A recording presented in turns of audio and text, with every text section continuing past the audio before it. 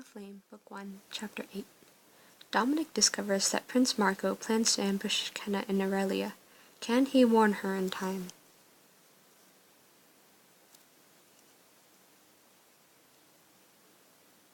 Chapter 8. The Gilded Cage. Now playing as Dominic. Spying on Bartel from outside the throne room, you and Rose have just learned that Prince Marco and his army have gone to Aurelia to launch a surprise attack on Kenna. I had no idea Prince Marco had even left the castle. He could be there already. I have to warn her. Be careful, Dom. You can't risk getting caught. It's a risk I have to take. I peek out through the door. Prince Marco has promised to bring her back alive. I wonder how I'll kill her. Maybe I'll start by slicing off her... May I go now, please? Yes, get out, you sniveling... Wait. Why is that door open? Someone is spying on us. Oh no. What is it? Who's out there? I should sprint. Run for it. We gotta go now. You and Rose sprint down the corridor. If they see us. They won't. Hurry. As you're running down the corridor, Rose falls. Oof. I should help her. You stop and pull her to her feet. Not the time for a break. The doors to the throne room burst open. No one spies on me. You're almost at the end of the corridor. He sees us. Not yet, just a little more. React faster. You run as hard as you can. I think we made it. As you round the corner, you bump into Tristan. What's the hurry? What have you two been doing without me? Now's not the time. Marco's guards. They're after us. Quick then, hide in here. Tristan pulls aside a tapestry, revealing a hidden nook.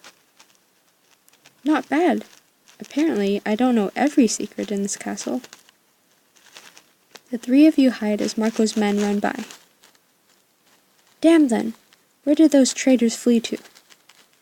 A few minutes later, looks like they're gone. I'll stay here and keep a lookout. You'd better head back to your rooms. You return to your room and rush to the window, whistling 2 short blasts for Edgar. A few seconds later, Edgar lands in the window, nuzzling you with his beak. Purr. I missed you too. He sure cares about you. We've been together a long time. I should.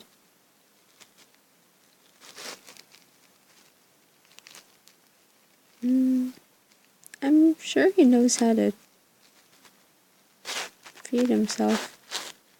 I'll feed him something else. Oh, oops. You grab a bug off the wall and set it on the sill between Edgar's talons. He looks at you with profound displeasure. That's how all pets look at you. Brit. Heh, I guess bugs aren't his favorite? Next time, I'll bring you some meat from the kitchen, I promise. You grab a scrap of paper and scrawl a quick message. Kenna, Aurelia is not safe. Marco is there to ambush you. Flee now. Listen up, Edgar. I need you to deliver this to Kenna. Can you find her? True. Her life may depend on you reaching her swiftly. Fly strong. Fly fast. Scream! Edgar takes the message in his talons and flies off. You and Rose turn from the window when suddenly... Squawk! Oh, Edgar... No. You turn back to the window to see Edgar spiraling lifelessly downward from the sky, an arrow protruding from his breast. Well, whoever shot Edgar is dead. I'm going to kill him and I'm going to rip him up. No! You rush out of your room, frantically trying to get a better vantage point to find out who shot Edgar. Dom, wait! Seething with anger, you leave Rose far behind. When I find who did this... Risking being spotted, you climb to the top of the castle walls, peering out. Where are you, you son of a... You see Bartel marching out toward Edgar's body, a bow tucked beneath his arm.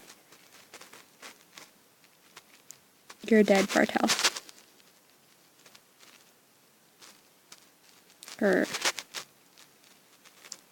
Bartel pries the note from Edgar's lifeless talons and reads it.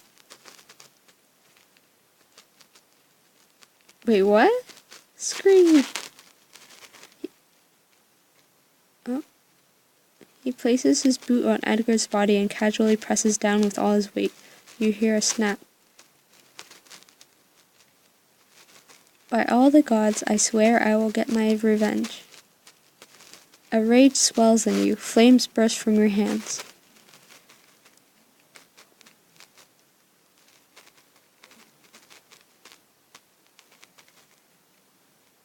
Can I really do it?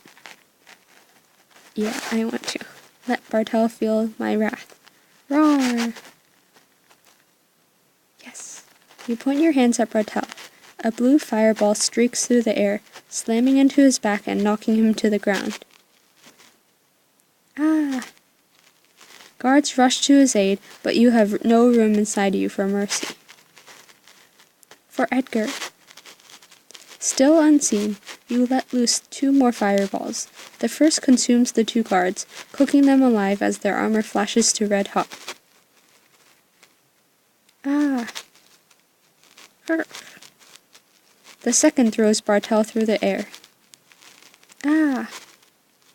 He lands hard, his clothes bathed in flames, and scrambles frantically toward a nearby garden fountain.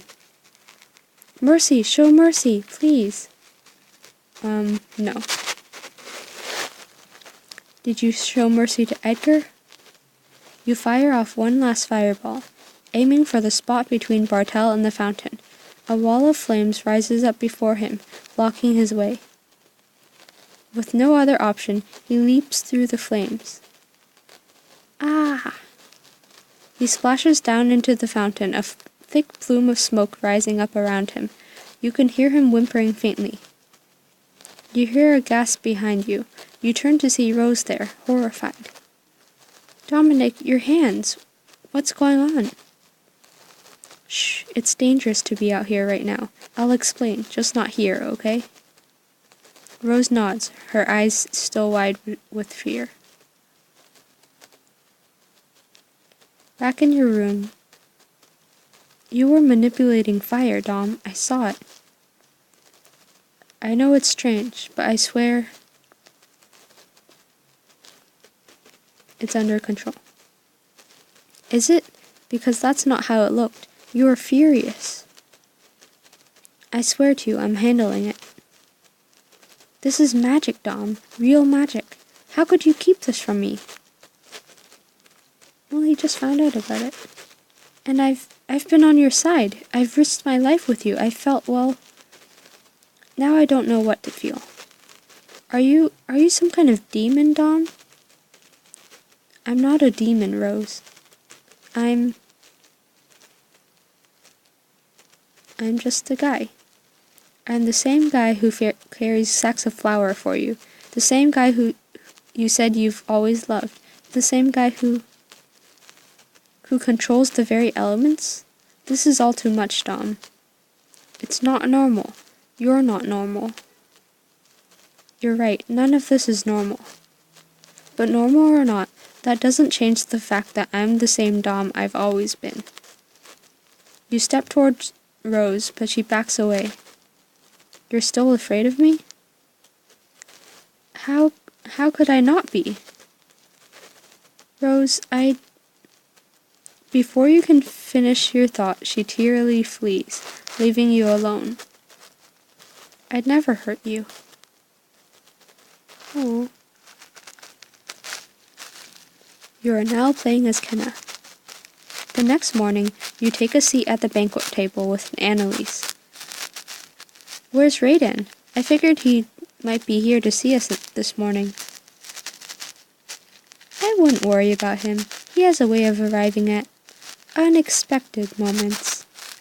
Anyway, I hope you had a fabulous time yesterday, Kenna. I did. You certainly know how to throw a party. It was a fine affair. I even met a Stobakai dancer, which means I can now die a happy man. Okay. We were honored to be your guests, Annalise. Val? We got to drink for free, so I'm happy. Well, I'm tickled I was able to provide you all with one fun-filled day in Aurelia. I wish I could say the same for today. What do you mean? I'm sorry, darling. I had no choice. I had to protect my city. The doors to the hall are thrown open. Prince Marco marches in, a wall of armed guards behind him. Your little rebellion ends now. Helpless and unarmed, you watch as the guards fill the hall, surrounding you and your friends. Hid knife crisis. You didn't sneak a weapon into Aurelia. If only I'd brought a weapon, I might have at least had a chance to resist. Well, we didn't have enough diamonds, so I'm sorry. What do you want us to do with them? Take them away, but keep them alive. I'll need them breathing for their public execution. Please come with us. Step aside, Aurelian. No need to be gentle with traitors. As the guards pick you up and begin dragging you off, Marco's attention suddenly turns to Annalise. You've done well. Annalise, how could you?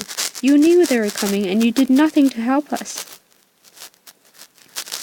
You must have known that Marco's been looking for you. His scouts have been following you since you met up with the mercenaries. They saw you take the hidden path here. You showed them the way right to our door. They arrived here just hours before you did. Impossible! How could they have gotten here before us? We would have seen them on the mountain pass. These are Marco's elite scouts. They scaled the mountainside to get here before you. They said we had to detain you until Marco arrived, or Marco would take over Aurelia and burn my city to the ground. What was I supposed to do? He would have destroyed everything.